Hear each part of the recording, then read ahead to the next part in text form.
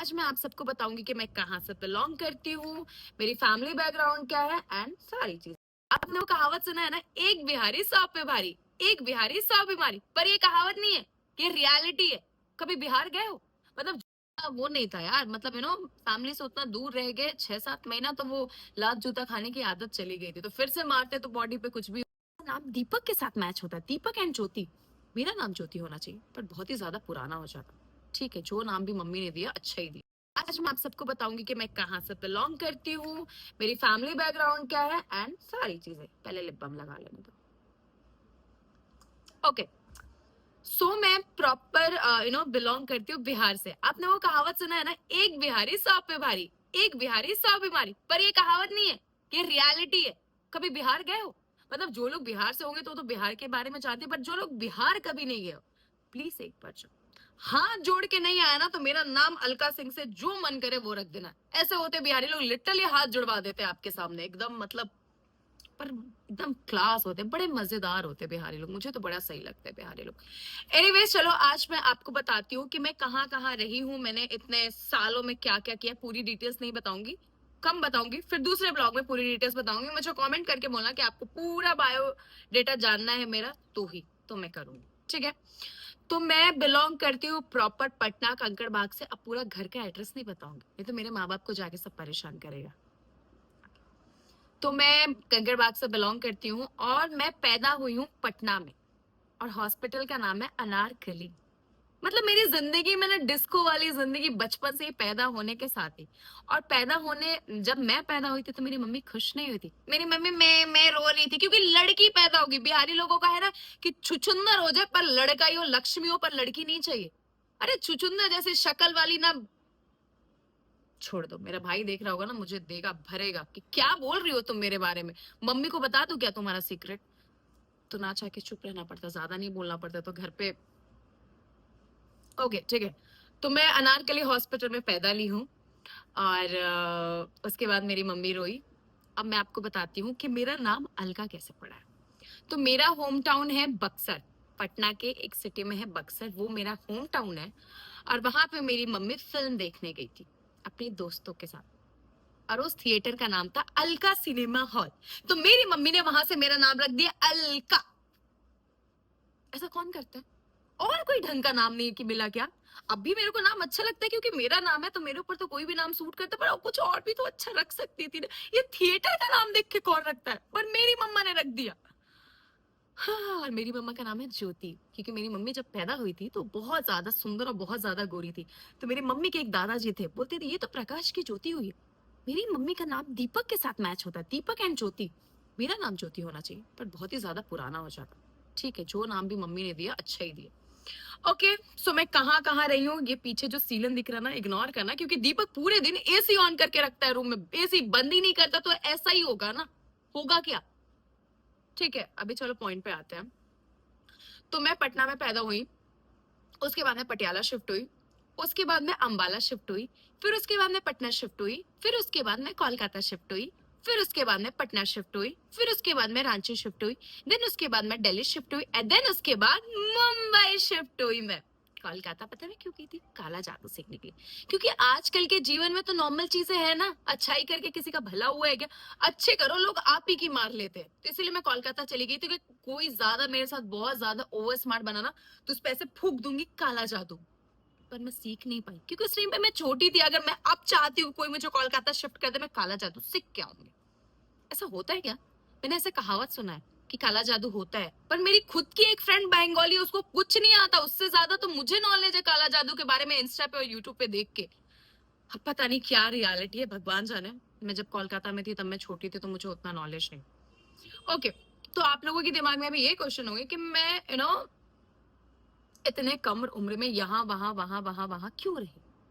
तो मैं बताती हूँ, मेरे डैड आर्मी मैन थे, तो उनका पोस्टिंग कभी अंबाला, कभी पटियाला, कभी कोलकाता, कभी जोधपुर, इधर उधर हुआ ही करता था। तो इसकी वजह से हम इधर उधर रह चुके, एक जगह पे हम नहीं रहे हैं। अभी मुझे लगता है कि आई थिंक ये पहला ऐसा जगह होगा जहाँ पे मैं 3.5 साल से मुंबई में रह रही हूँ। नहीं तो मैं इतने ज्यादा टाइम तक कहीं टिकी नहीं हूँ। 2 साल 3 साल लास्ट होता है, ये 3.5 4 साल ऑलमोस्ट होने आया मुझे मुंबई में। ऐसा पहली बार हुआ होगा जिस किसी सिटी में मैं इतने साल तक टिकी हूँ, इससे पहले टिकी नहीं, क्योंकि मेरी शादी होगी ना, इसलिए मैं टिकी हूँ। नहीं तो मेरे पापा के साथ रहती तो फिर मैं इधर उधर इधर उधर इधर उधर जाते रहती। ठीक है, तो अब हम बात करते हैं, क्या बात करें, ओके।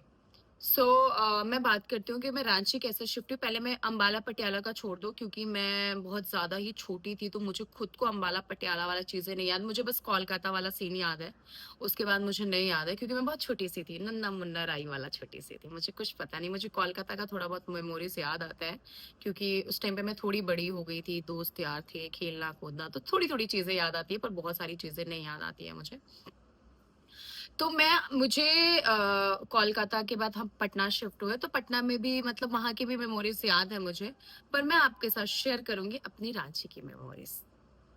तो मैं रांची शिफ्ट हुई थी जब मैं 11th स्टैंडर्ड में थी, और मेरा वहां पे स्टडी हुआ करता था, पर मुझे पढ़ाई में ना यार सच में मन ही नहीं लगता था। पता नहीं क्यों ऐसा लगता था कि सर पे बोझ है। मेरे को बिल्कुल पढ़ाई में मन नहीं लगता, मतलब मैं लाइफ की पहली ऐसी लड़की होंगी जिसको कॉलेज जाना नहीं पसंद, पर मैं जाती थी, कभी कभार जाती थी, रोज नहीं जाती थी। और कभी कभार कब जाती थी, जब मुझे अपने पापा को बताना होता था कि मैं कॉलेज जा रही हूँ। उससे पहले तो मैं जाती ही नहीं थी, कुछ ना कुछ बीमारी बहाने वहाने कर देती। बहुत लोगों को कॉलेज लाइफ पसंद है, पर मुझे नहीं पसंद है कॉलेज लाइफ, पता नहीं क्यों। और मेरा कॉलेज लाइफ ऐसा रह चुका है ना, कि जिस दिन मेरा एग्जाम हुआ करता था, कि मेरी एक कॉलेज में बेस्ट फ्रेंड थी, जो मुझे हर चीजें बताती थी, कब एग्जाम है, कब क्या है, कब क्या है, सारी चीजें वो मुझे बता दिया करती थी। और जो मेरी हॉस्टल की फ्रेंड्स थी, वो मुझसे बहुत लड़ती थी। हाँ, मैं आपको बताऊं पहले कि मैं हॉस्टल की फ्रेंड से याद है, पहले मैं रहती थी रांची में अपने आंटी के पास, वहां से मैंने स्टडी करा, देन फिर मैं उसके बाद पटना शिफ्ट हो गई, क्योंकि मैंने बताया ना मेरे पापा एक जगह नहीं रहते रहते, इधर उधर शिफ्ट हमेशा कराते रहते। पर मेरे को रांची में मन लग गया था, तो मेरे को बोला पापा मुझे रांची जाना है, क्योंकि मेरी वहां पे फ्रेंड्स बन गई थी। तो ये होता है ना कि जब हम निब्बे निब्बी रहते तो हमें लगता है फ्रेंड्स ही हमारी लाइफ है, फैमिली तो कुछ है ही नहीं। पर अभी जाके अकल आया। पर कुछ कुछ दोस्त ऐसे होते हैं जो फ्रेंड फैमिली हस्बैंड वाइफ, मतलब है मेरे लाइफ में कुछ 3-4 लोग ऐसे हैं जो उस टाइम से 2017 से लेके 2025 तक अभी भी साथ हैं। ये मेरी अच्छाई है या बुराई है भगवान जाने, पर अभी भी हम साथ हैं, टच वुड। हमें कभी खराबी होगी नहीं, क्योंकि जब निब्बे निब्बी के एज में हमने दोस्ती निभा ली, तो अभी तो बहुत मेच्योरिटी आ गई है इस उम्र में, तो हम निभा ही लेंगे। ओके, तो मैं अपने आंटी के पास रहती थी, फिर वहां से मैं शिफ्ट हो गई। देन मुझे फिर से रांची आना था, तो मेरे पापा ने मुझे हॉस्टल में शिफ्ट कर दिया। बोल रही कि किसी के घर पे इतना साल भी बोझ बन के नहीं रहता है, अगर तुम्हें वहीं रहना तो तुम हॉस्टल में शिफ्ट हो जाओ। ये हॉस्टल से लेके यहाँ तक का कांड बहुत ही बेकार था, क्योंकि मेरे मम्मी पापा का कहना ऐसा था कि तुम्हें कहीं नहीं जाना है, तुम्हें घर में ही रहना है, तुम्हें पटना में ही रहना है, जो करना है पटना में। पर मुझे पटना में नहीं रहना था, मुझे रांची ही जाना था। बहुत जिद खाने के बाद, बहुत लात जूता खाने के बाद मैं रांची शिफ्ट हो गई। अब मैं शिफ्ट हो गई, वहां पे मेरे बहुत सारे दोस्त बने, मैंने वहां पे मॉडलिंग वॉडलिंग भी किया, बहुत सारी चीजें किया। पर अब मैं वहां से भी बोर हो गई। अब मुझे जाना है किसी दूसरे सिटी में, पर मैं अपने पापा को कैसे बताऊं? फिर बता दी, फिर लात जूता पड़ते। एक तो जब फोन करते लेक्चर तो देते ही देते थे, लात जूता खाने का वो नहीं था यार, मतलब फैमिली से उतना दूर रह गए 6-7 महीना, तो वो लात जूता खाने की आदत चली गई थी। तो फिर से मारते तो बॉडी पे कुछ भी होता, बेकार लगता, बेइज्जती फील होती। फिर मैं दिल्ली शिफ्ट हुई कि पापा मुझे ना फ्रैंकफिन में जाना है, एयर हॉस्टेस बनना है। वो सब एक बहाना था, मुझे कोई एयर हॉस्टेस नहीं बनना था, पर मैं पापा को कैसे बताऊं? फिर मैंने पापा को बोला, पापा ने बोला पढ़ने के लिए बोल रही हो तो इट्स ओके। मुझे याद है उन्होंने मुझे 40,000 रुपीज भी दिया था एडमिशन कराने के लिए, पर वो 40,000 रुपीज मैंने अपने हॉस्टल में डाल दिया, कि हॉस्टल का रेंट कहाँ से दूं, मेस को कहाँ से दूं, डिपॉजिट कहाँ से दूं, तो सब उसमें डाल दिया। पर फिर भी मैंने कैसे कैसे करके जाके सस्ता वाला एडमिशन करवा लिया, अपने पापा को देखने के लिए कि ये पापा देखो यूनिफॉर्म मिला, ये बुक मिला, ये मिला, ये वो मिला। उसके बाद मैं वहां पे रही। वो क्लास मैंने आई थिंक 1 महीना अटेंड किया होगा, वो भी 1 महीने में हफ्ते में 2 या 3 डेज। मन ही नहीं लगता था, रील्स बनाने में बड़ा मजा आता था। ऐसा लगता था कि मैं अच्छे अच्छे कपड़े पहनूं और मेरी कोई अच्छी अच्छी पिक्चर्स निकाल दे, बस इसी में मेरा मन लगा जिंदगी भर। अब मैं वहां पे रही काफी, वहां पे भी मेरे फ्रेंड्स बन गए। हॉस्टल में मेरे जितने भी फ्रेंड्स रहे हॉस्टल में, बाहर के लोग मेरे से फ्रेंडशिप नहीं करते, या शायद मैं ही फ्रेंडशिप नहीं करती, मेरा जबान ही ऐसा है कि लोग आने से पहले ही कट लेते हैं मुझसे। ठीक है, तो मैं दिल्ली में रही, दिल्ली में मेरा मन लगता था, मुझे ऐसा था कि मुझे मुंबई शिफ्ट होना है, पर मेरे को ऐसा था कि शिफ्ट होंगे यार, कब होंगे मुझे नहीं पता। फिर मेरे लाइफ में कुछ ऐसी दुर्घटना घटी कि मैं मैच्योर्ड हो गई, कुछ हद से ज्यादा, मतलब आई थिंक मैं 20 साल की उम्र में मैच्योर्ड हो। उसके बाद मैं मुंबई शिफ्ट हो गई। अब आपको मैं अपने दूसरे ब्लॉग में सारी स्टोरी बनाऊंगी कि बताऊंगी कि मैंने रांची में क्या किया, मैंने दिल्ली में क्या किया, मैं मुंबई कैसे आई, और दीपक के साथ की भी पूरी स्टोरी बताऊंगी। मुझे कमेंट बॉक्स में बताना किस किस को पूरी स्टोरी जाननी है मेरी। So okay guys, bye bye. मैंने बहुत ही ज्यादा बकवास कर लिया। आई थिंक आप लोगों ने इतना बकवास करते हुए मुझे नहीं देखा होगा, बट मैं रियल लाइफ में ऐसी हूँ। मैं बक बक बक बक बक बक करती रहती हूँ। अगर मेरी जिंदगी में ना कुछ एंटरटेनमेंट नहीं होता ना, तो मैं लड़ लेती हूँ लोगों से। लड़ते लड़ते टाइम पास हो जाता है, एक दो दिन कैसे निकल जाता पता ही नहीं चलता। ऐसे बैठे बैठे बोर होते रहते, ऐसे रील भी इंसान कितना ही देखेगा, लिमिट में देखेगा। अगर आप भी अपने घर पे बैठे बैठे बोर होते हो, तो जो भी आपका क्लोज होगा उसके साथ पिछला टॉपिक निकाल के लड़ लिया करो। मैं कसम से बता रही हूँ, आपका बहुत अच्छा खासा मन लगेगा। और ये तो मेरा हॉबी है, दीपक ही बता देगा। Okay guys, so go and मेरे चैनल को प्लीज लाइक शेयर सब्सक्राइब करते रहना। और मैं दूसरे ब्लॉग में, अब मैं वो ब्लॉग कब बनाऊंगी मुझे नहीं पता, पर मैं देखूंगी कि मैं जितना जल्द बना सकूं वो ब्लॉग मैं बनाऊंगी प्रॉपर तरीके से। सो या मैं कि रांची में मैंने क्या किया, दिल्ली में क्या किया, पटियाला, अंबाला, वॉट सारी स्टोरी बताऊंगी मुंबई एंड ऑल का, और लव स्टोरीज भी बताऊंगी। सो तब तक के लिए बाय बाय, सी यू। और चैनल को लाइक शेयर सब्सक्राइब करना बिल्कुल मत भूलना।